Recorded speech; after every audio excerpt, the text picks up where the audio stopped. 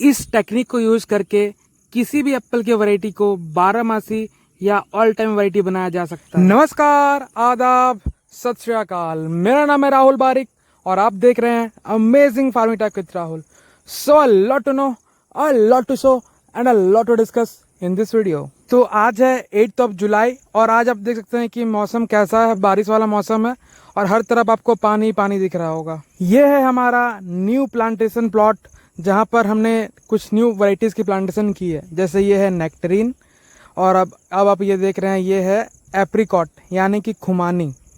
दोस्तों ये सारे ग्राफ्टेड पौधे हैं और ये है बादाम का पौधा यानी कि आलमंड और ये है हमारा all time newly Apple variety. तो दोस्तों आज हम बात करेंगे कैसे हम किसी भी एप्पल के वैरायटी को 12 मासी यानी कि 12 महीने उसमें फल फूल आता रहे ऐसा बना सकते हैं। तो ऐसा प्रैक्टिकली कितना % पॉसिबल है या नहीं है। तो सबसे पहले आप जो ये वीडियो देख रहे हैं ये 8 जुलाई का है और अब इसमें फ्लावरिंग चालू हो गई है और इस वैरायटी का नाम है ट्रॉपिक स्वीट। हो सकता है इस समय पर आपके एप्पल के पौधे में कुछ पत्ते इस प्रकार से काले रंग के हो रहे होंगे, साइड से काला हो रहा होगा। और दोस्तों अगर ये पत्ते पौधे पर रह गए तो ये काफ़ी ज़्यादा जो फंगस है उसको बढ़ा सकते हैं, यानी कि इसका जो मल्टीप्लिकेशन है वो बहुत ही फास्ट हो जाएगा। इसीलिए आप जब भी ऑर्चर्ड विजिट करते हैं, खासकर बारिश के मौसम में, आप ये जो पत्ते होते हैं इसको चुन के निकाल दें जितना हो सकता है।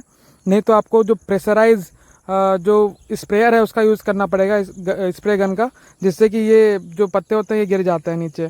फिर इसको आप कलेक्ट करके बाहर लेके गिरा सकते हैं। और ये हमारा मुख्य दुश्मन खासकर बारिश के समय ये अटैक करता है। दोस्तों जब लगातार बारिश हो रहा होगा आप देखते होंगे कि अचानक से जो नए कोमल पत्ते होते हैं वो खराब हो जाते हैं।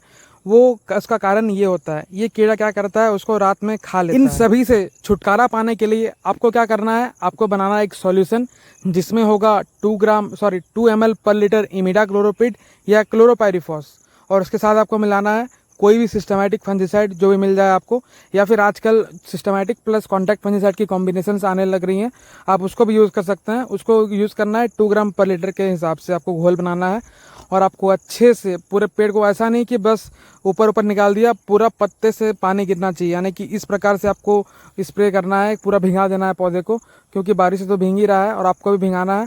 और साथ में आपको यूज़ करना है स्टिकर जो कि आपके पौधे पर इस फंजीसाइड और जो इंसेक्टिसाइड है कुछ देर के लिए उसके ऊपर चिपका के रख सके और पेनिट्रेट कर सके। क्योंकि अगर आप इस स्टिकर या स्प्रेडर कुछ भी यूज़ नहीं करते हैं तो हो सकता है कि आपने स्प्रे किया साथ या 10-5 मिनट के बाद ही बारिश शुरू हो जाए तो वो सारा धुल जाएगा, आपका सारा मेहनत पानी मिल जाएगा। ठीक है ये मुहावरा बिल्कुल फिट बैठ रहा आजकल के मौसम के अकॉर्डिंग।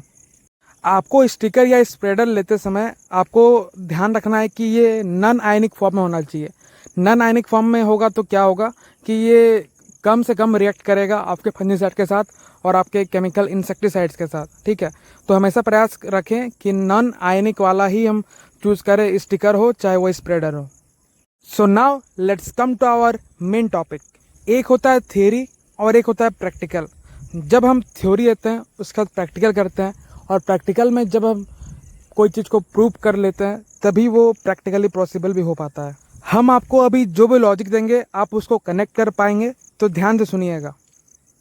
जनरली जो एप्पल के पौधे हैं उनका फ्रूटिंग आना होता है दिसंबर 15 के बाद या जनवरी या फेब में। ये डिपेंड करता है climate to climate, state to state vary करता है। ठीक है, तो हमने क्या देखा है कि जब हम एप्पल प्लांट की प्रूनिंग करते हैं, पत्ते को झाड़ देते हैं, उसके बाद एप्पल के पौधे में फ्लावरिंग फ्रूटिंग शुरू होता है और फिर जब हम पानी देना शुरू करते हैं, स्पेशली अगर हम प्रूनिंग कर भी देते हैं, सिर्फ अगर पानी नहीं देते हैं, प्रूनिंग भी कर देते हैं, तो भी वो ज़्यादा स्ट्रेस में प्लांट जा करके फ्लावरिंग जल्दी शुरू कर देता है। अगर हम लेट प्रूनिंग करते हैं तो प्लांट लेट फ्लावरिंग शुरू करता है, ये टेंडेंसी होता है। ठीक है, तो इसमें जनरली हम करते क्या है कि प्लांट को पानी नहीं देते हैं बहुत दिनों से, 2-3 महीनों से, एटलीस्ट अक्टूबर नवंबर से पानी देना बंद करना होता है। अगर हम लगातार पानी देते रहेंगे तो प्लांट ग्रोथ पे रहेगा और ग्रोथ पे रहेगा तो फ्रूटिंग फ्लावरिंग कम होगा या नहीं भी हो सकता है। ठीक है ना, बहुत बार आपने सुना होगा कि यार हमारे पेड़ में तो फ्रूटिंग ही नहीं आया इस बार। ऐसा इसलिए होता है क्योंकि बहुत लोग क्या करते हैं कि लगातार पानी देते रहते हैं, उसमें किसी प्रकार का पानी की रोक टोक नहीं होती है कि जितना पानी देंगे पौधों में उतना ज़्यादा हमारे पौधे ग्रो करेंगे, उतना ज़्यादा उसमें फल फूल लगेंगे। लेकिन होता नहीं है ऐसा दोस्तों, खासकर एप्पल या कोई भी ऐसा पौधा पतझड़ आता हो ठंड के समय। अगर वो पौधा अच्छे से पतझड़ उसमें आएगी तभी उसमें अच्छे से पूरे पौधे में भर के फूल और फल लग पाएंगे। अगर आप उसमें पानी देते रहेंगे तो वो उसका अपना जो पतझड़ वाला स्टेट होता है उस अवस्था में वो जा ही नहीं पाएगा। और अगर नहीं जाएगा तो उसमें जो फ्लावरिंग ऐसा नहीं है कि नहीं आएगी, आ सकती है, लेकिन वो बहुत ही नॉर्मल नहीं रहेगी। मतलब एक दो आ गया, फिर कुछ दिन बाद फिर एक दो आ गया, ऐसे में क्या होगा, प्रॉपर पॉलिनेशन नहीं होगा, तो प्रॉपर फूड सेटिंग भी नहीं होगा। किसी वैरायटी को ऑल टाइम वैरायटी में कन्वर्ट करना पूरा साल बर्बाद हो जाएगा। सबसे पहले आपको सिलेक्शन करना होगा certified root stock grafted plants की। सीडलिंग ग्राफ्टेड प्लांट्स में ऑल टाइम बना पाना ज़्यादा टफ होता है as compare to certified root stocks. तो आप क्या करें, सर्टिफाइड रूट स्टॉक में भी M7, M9 इन रूट स्टॉक का प्रयोग करें, ना कि विगरस रूट स्टॉक जैसे कि MM111 या M793। ठीक है, तो अब क्या करना है आपको, ये रूट स्टॉक चूज़ करने के बाद आपको क्या करना है, जो हम प्रोसेस शुरू करते हैं दिसंबर जनवरी के बाद फ्रूटिंग लेने के लिए, यानी कि उसको पानी देना बंद करते हैं। तो दोस्तों इस समय आपको जो एक टफ काम आपके लिए रहेगा करने के लिए, वो है पानी को रोकना, क्योंकि जून जुलाई के आसपास बारिश शुरू हो जाती है। तो अगर आप कोई नेट की व्यवस्था, नेट या कोई पॉलीथीन शीट का व्यवस्था कर सकते हैं तो बेटर रहेगा। इससे क्या होगा कि जो अनवांटेड पानी है वो आपके प्लांट्स को नहीं लगेंगे, और जिससे प्लांट आपके अकॉर्डिंग डोर्मेंसी ब्रेक करेगा, ना कि वो करना है अपने मुताबिक डोर्मेंसी ब्रेक कर लेगा, ताकि जो उसमें डिफोलिएशन है प्लांट्स में वो हो जाए, एक भी पत्ते ना रहे प्लांट के ऊपर। और उसके बाद जो अनवांटेड या कोई गलत एंगल में अगर कोई ब्रांच ग्रो हुआ है तो उसको आपको रिमूव करना है, और हल्का प्रूनिंग कर सकते हैं अगर रिक्वायरमेंट के अकॉर्डिंग। अगर आपने पहले से मेंडिंग किया हुआ है अच्छे से तो बहुत ही कम प्रूनिंग करने की आवश्यकता होगी। और जैसे ही आपको लगे कि अब सही समय आ चुका है प्रॉपर, तो आप तब आप क्या करें, यूरिया का आप यूज़ करें मिट्टी में दे करके, ताकि पौधे को जैसे ही नाइट्रोजन मिलेगा तो वो पूरा सारा पौधा अचानक से फिर ग्रोथ में आएगा, और जैसे ही ग्रोथ में आएगा वो फूल के साथ ग्रोथ आएगा उसमें, ना कि वो नॉर्मल लीफ वाला ग्रो होगा। ठीक है, तो आपको डोर्मेंसी में प्लांट को रखना है एटलीस्ट 1 मंथ तक, तब आपको ये ज़्यादा जो है ये इफ़ेक्टिव आपको नज़र आएगा जो आपका प्रोसेस रहेगा। दोस्तों मेरा इसमें ये सजेशन रहेगा आप सभी लोगों के लिए कि आप एक ही बार पौधे पर फ्रूटिंग लें, ज़्यादा बेटर रहेगा। ये जो मैंने टेक्निक आपको शेयर किया है, आप इसका प्रयोग अगर करेंगे 1 टाइम के लिए ज़्यादा बेटर रिजल्ट मिलेगा आपको। यानी कि मैं चाहता हूँ कि आप जो दिसंबर वाला फ्रूटिंग है वो ना लें, ठीक है ना। प्लांट को उसमें आप ग्रोथ पर बना के रखें, फर्टिगेशन करते रहें, पानी देते रहें, तो प्लांट प्रॉपर डोर्मेंसी में जाएगा नहीं।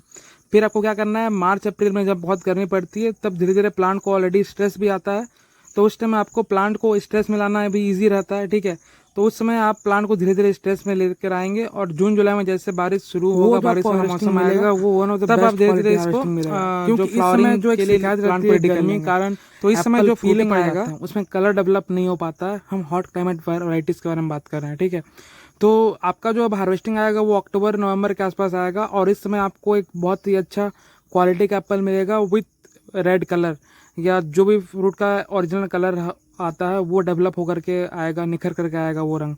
ठीक है, तो इस समय आपको बेहतर मार्केट भी मिलेगा, और बेहतर आपको जो एप्पल है वो क्वालिटी भी मिलेगा। दोस्तों हॉट क्लाइमेट में अगर एक दिक्कत है वो है कलर डेवलपमेंट का। अगर आप अच्छा रूट स्टॉक का यूज़ नहीं करते हैं, और अगर थोड़ा सा कलर डेवलपमेंट के समय अगर बहुत ज़्यादा तेज़ गर्मी पड़ती है, उस समय आप नेट वगैरह का व्यवस्था नहीं करते हैं, तो उसमें जो कलर डेवलपमेंट है वो कम हो पाता है। ठीक है, तो जिस कारण से आपको मार्केट में उसका जो रेट है वो कम मिल सकता है। लेकिन अगर फुल कलर डेवलपमेंट हो जाएगा तो कश्मीर का सेब हो चाहे हमारा गर्म क्षेत्रों में उगाया गया सेब हो, तो उसमें कुछ खास अंतर पता नहीं चलेगा लोगों को, तो जिससे आपको रेट लगभग आसपास ही मिल जाएगा। ठीक है, अगर इस स्टेप को आप आगे बढ़ाना चाहते हैं तो सबसे पहले आप 1-2 साल ट्रायल लें, उसके बाद ही इसको अप्लाई करें पूरे अपने ऑर्चर्ड में, अगर सही रिजल्ट मिलता है तो मिलते हैं दोस्तों अगले बार कुछ अन्य रिसर्च अपडेट के साथ। जय जवान, जय किसान, जय हिंद, धन्यवाद।